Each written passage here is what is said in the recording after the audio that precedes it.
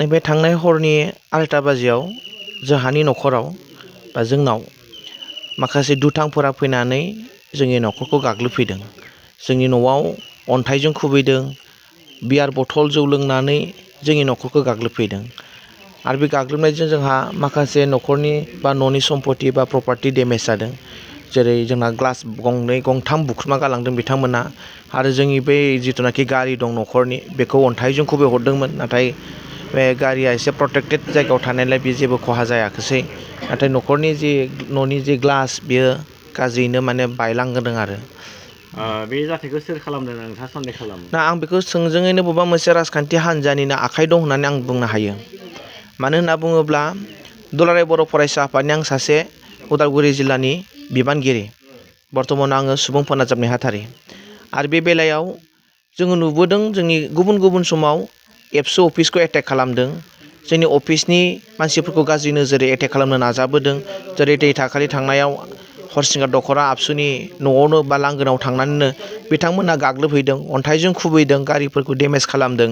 थिग बेबायदिनो जोंनिबो न'खरखौ बा आं बेक्तिखौ बा जोंनि न'खरखौ बेबायदिनो मोनसे गाज्रि नोजोरजों नायनानै हयथ' बिसोरो नैबे हरनि समाव जोंखौ एटेक खालामनो फैदों आरो मोनसे मेसेज होनो फैदों जे नोंथांमोना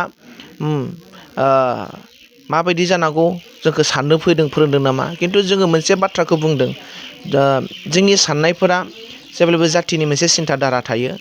आरो बेबायदि जाथायफोरखौ जों जेब्लायबो मोनसे गाज्रियैनो जोङो माने गरिहना होयो जे बेबायदि थासारिया जोंनि थाखाय साबजाथाव नङा।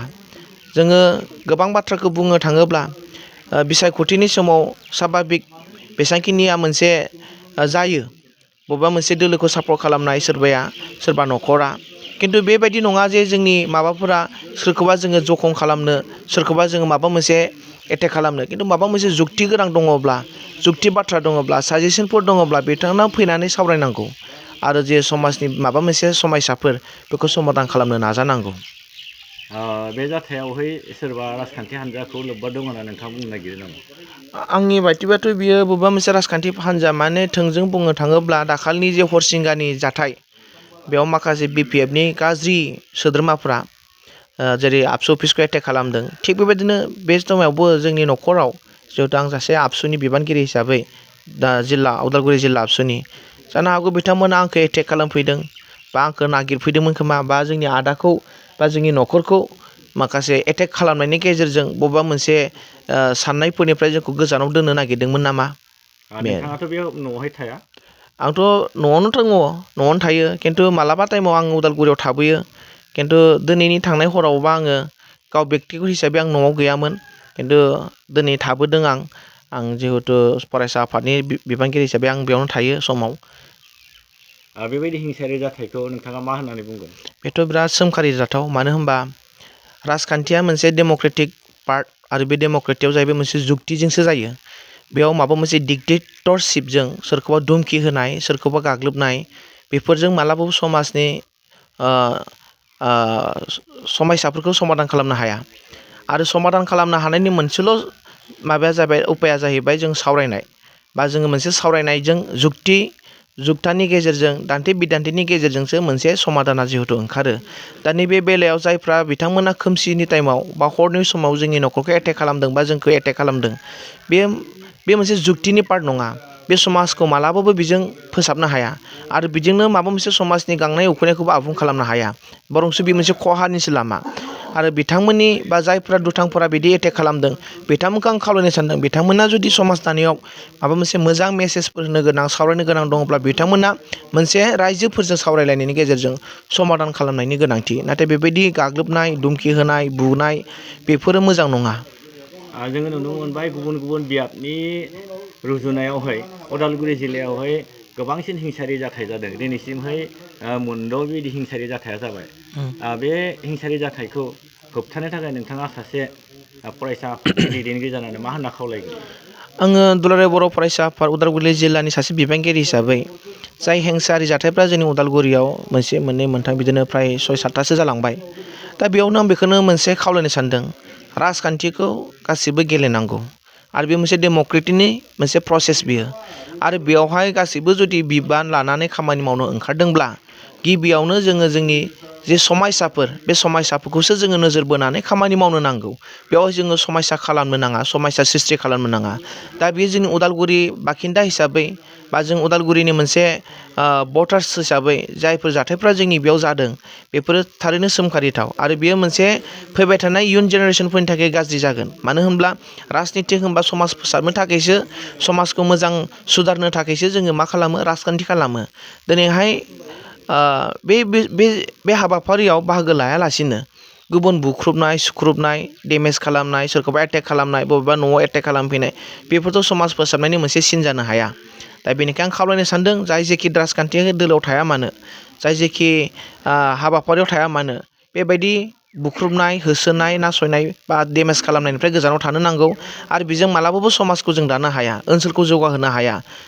आं बेखौनो खावलायनो सानो गोजोन्थों थांनाय हराव मा जादोंमोन खुलुमबाय थांनाय हरनि समाव 2:30 बाजियाव बलेर' गंसे ओमफ्राय बाइक गंसे फैनानै बलेर' बा स्करपिय' बे मोननैनि बिथोराव मोनसे गारि गिदिर आरो साखाखौ नायनानै सिनायो बिसोरो फैनानै आंनि न'खौ एटेक खालामदों आंहा जेबो पार्टिजों लोब्बा गैया सिम्पोल लाइफ सोलिगासिनो दङ आंखौ BPFनि मानसिफ्राबो बुंगोन बा UPPLनि मानसिफ्राबो बुंगोन रावनिबो अफिसाव आं हाबनानै सोरखौबा माबा मोनसे बुंनाय बिदि गैया खिन्थु आंनि न'आव माखौ लानानै एटेक खालामफैदों आं बेखौ बुंनो हाया 2:30 समाव बियार बथल गंनै खुबैख्रुबदों आरो ग्लासखौ नायनो हागोन ग्लासखौबो खुबैख्रुबदों दरजा माबा खोरखिखौहाय आरो गंसे बैथिं खुबैदोंमोन अन्थाइ थाइथाम खुबैदों आरो लोगोसे गारिखौ खुबैदोंमोन जानो हागौ खिन्थु बिबाराव नांथानानै बिसिम थाङासै बथला गाहायाव गोग्लैबाय हरनि समाव सोर खालामफैदों आं बेखौ मिथिया जायहा खालामदों बिथाङा आंजों माबा मोनसे चेलेन्ज दङब्ला आंजों माबा मोनसे बुंनांगौ दङब्ला डाइरेक्टलि आंनि सिगाङाव बुंथों आं जुदि बेजों कम्प्रमाइस जानांगौ आरो माबा मोनसे जुदि बिसोरो आंखौ एडभाइस होनो नागिरदोंब्ला आं बेखौ राजि खिन्थु आंनि न'आव फैनानै बेबायदि न'आव दावराव दावसि खालामफैनांगौ बा माबा मोनसे खालामफैनांगौ आं बेखौ सानाखै नोंथाङा बबेबाफोर राजखान्थि दोलोजों लोब्बा दं नामा आंहा जेबो लोब्बा गैया मरेलि सापर्टआ गावबा गाव गोसो सिङाव थायो खिन्थु सोरनो होगोन आं बेखौ रावबो बुंनो हाया आरो भटआनो साइलेन्ससोखा आरो जों मानि थाखाय होथेयो बेखौ जों बयबो मिथिगौ खिन्थु आंनि न'आव जे फैनानै मोनायाव सोर एटेक खालामफैदों आंनो बेनि उसित माने माबाखौसो नांगौ आरो खिन्थु आंना बेल' आङो सिम्पोल लाइफआव सोलियो जास्ट बिजनेस फिसानो CSP फिसा सालायनानै दङ आरो बेजोंनो आं न'खर सालायगासिनो दङ नोंथाङा एरै पार्सनेल सोरजोंबाफोर माबानाय नांलायनायफोर दङ नामा आंनाथ' रावबो पार्सनेल नांलायनाय गैया बेबायदि आरो आं गासैजोंबो धेमालि खालामलायो अनज्लायनानै सोलियो खिन्थु आंनि न'आव जे एटेक खालामदों सोर खालामदों आं दायो बेखौ नुवाखै खिन्थु आं मोनसेल' खोथाखौ बुंगोन जाय बिथांमोना एटेक खालामदोंमोन बिथांखौ आङो उनथिंनिफ्राय नुदों जाम्पारखौ उनथिंहाय हमनानै बिसोर खारदों बियो बिसायख'थिनि हिंसायारि जाथाय जानो हागौ नामा नोंथाङा सानो नामा आंथ' बेखौ सानगोन बेखौनो खारन माब्रै होनना बुङोब्ला फंबाया सासेया आंना डिस्ट्रिक्टआव मावो हयथ' बिनि सायावबो माबा मोनसे जानानै न'आव एटेक खालामदों बेबायदि आं सानदों आरो दा आबसुनि माबायावहाय डिस्ट्रिक्टआव माबायाव मावबाय थायो बियो डिस्ट्रिक्टआव थायो दाबो थायो आरो बियो पार्सनेलि बियो पलिटिकेलाव दं ना मादों आं बेखौ मिथिया आरो बियो प्राइभेट उदालगुरि कलेजावबो गाव हारसिंनो लाइफ स्टाइल सोलिनो थाखाय गावनि जे फिसा ओरैनो रोंनाय बेखौ लानानै गथ'फोरखौ फोरोङो आं बेखौल'सो नुयो दा बेबायदि जाथायखौ मा होननानै खावलायगोन नोंथाङा आं बेखौसो खावलायगोन जायफोर बिथांमोना दैदेनगिरिफ्रा बेबायदि गुन्दा बाहानि बा सोरबा माबा मोनसे खालामनो सानदोंब्ला बेयो मालाबाबो साक्सेस जाया आरो समाजाव बेयो गुबुंले लाबोनायसो खारन बेजों लोगोसे जाय व्यक्तिमोना बेखौ खालामदों मिथिनाय लोगो लोगो बिनिफ्राय 100% बियो भट मोनगोनब्लाबो 50% बिहा माइनास जागोन माब्रैनि खारन जों गामियाव बेंखनै थायो आरो गामिया बयबो जोंखौ खौसेयै मिलायो खिन्थु बेबायदि अगेन आखुखौ नुयोब्ला हयथ' बेहा पलिटिकेलनिफ्राय माइनाससो जागोन नोंथाङा बे जाथायखौ लानानै FIR होगोन नामा आंथ' बेखौ FIR होनो गोनां जागोन खारन आंहा सिकिउरिटि नांगोन नङाबा गाबोनफोरबो आं गुबुनाव थाङोब्ला आंखौ आल्टिमेटलि सोरबा एटेक खालामनो हागौ बेबायदि गोजोन्थों थेंक इउ